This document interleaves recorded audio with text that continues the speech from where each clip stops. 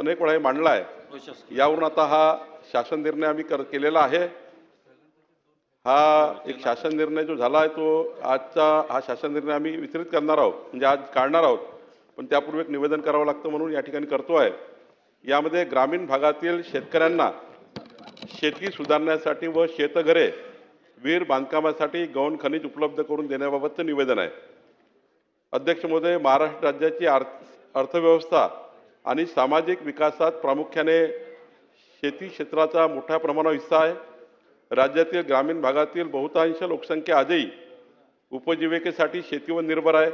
त्यामुळे जलसंपदा विभाग आणि मृद व जलसंधारण विभागाच्या अखत्यारीतील असलेल्या जलकुंभाची तसेच गावतळी असतील, शेततळी असतील, शेतविहिरी असेल, पाझर तलाव असेल, गाव नाले, महसुली नाले, बंधारे, माजी मालगुजारी तलाव, लघुसिंचन तलाव किंवा स्वतःच्या शेतातून गाळ, माती, मुरुम शेतकऱ्यांना त्यांच्या शेताची दुरुस्ती करण्याकरता पावसाळ्यात पडणारे खड्डे किंवा पावसामुळे झालेला चिखल दूर करण्याकरता विहीर, शेतघर, जनावरांचा गोठा या कामाकरता यांना सहज गौण खनिज उपलब्ध करण्यासाठी हा शासन निर्णय निर्गमित करण्यात येत आहे।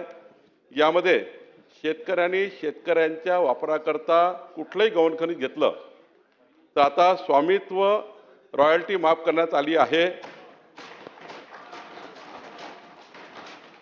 वाहतुकीसाठी जी वाहतूक करेल त्याकरता मंडळ अधिकाऱ्याकडे एक अर्ज करायचा आहे। तिथल्या रेव्हन्यू अधिकाऱ्याकडे जी काही तिथून बंदरातनं काढायचं असेल, नाल्यातनं काढायचं असेल, त्या ठिकाणी मंडळ अधिकारी ठीक आहे, मंडळ अधिकाऱ्याकडे अर्ज करणं आवश्यक आहे। मंडळ अधिकाऱ्यांनी त्यांना मॅन्डेटरी 15 दिवसात परवानगी द्यायची आहे। तलाव, नाले, जलसंधारण कामातून समजा गाळ काढायचा असेल तर त्या विभागाची नाहरकत घ्यायची आहे, ज्या विभागाचा तलाव आहे त्यांची नाहरकत घ्यायची आहे, आणि महसुली असेल तर तहसीलदारची नाहरकत घ्यायची आहे। हा वापर फक्त शेतकऱ्यांचा शेत रस्त्याची दुरुस्ती, पावसाळ्यात पडलेले खड्डे, पावसाळ्यात झालेला चिखल, विहीर, शेतघर, जनावरांचा गोठा या कामासाठी असणार आहे। फक्त व्यावसायिक वापर करता येणार नाही। या ठिकाणी ट्रॅक्टर, बैलगाडी, ट्रकची वाहतूक करता येईल आणि अशा प्रकारे शेतकऱ्याचा कुणीही शेतकऱ्यांचा मालकीचा ट्रॅक्टर कुठलेही तहसीलदार, पोलीस पकडणार नाही, दंडात्मक कारवाई करणार नाही असा निर्णय या ठिकाणी केला आहे। आणि त्यामुळं या ठिकाणी कुठलीही दंडात्मक आणि पोलिसांची कारवाई आता ट्रॅक्टर आणि बैलगाडीवर, पण यामध्ये एवढंच आहे, फक्त व्यावसायिक वापर नको, शेतकऱ्यांनी शेतकऱ्यांचं घर बांधकाम करता, शेतघर बांधकाम करता, गोठा बांधकाम करण्याकरता आणि विहिरी बांधकाम करण्याकरताही वापरावं अशी शासन निर्णय आम्ही निर्गमित करतो आहे। काय गोपीशेठ काय अध्यक्ष महोदय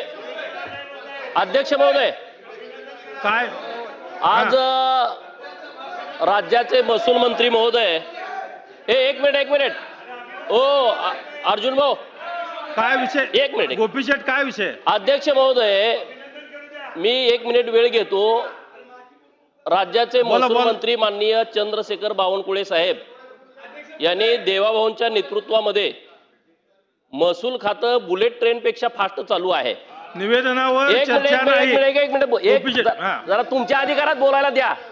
शेतकऱ्यांच्या संदर्भामधले महसूल खात्यानं अनेक क्रांतिकारी निर्णय घेतलेले आहेत आणि त्यामध्ये आज आणखी भर पडलेली आहे।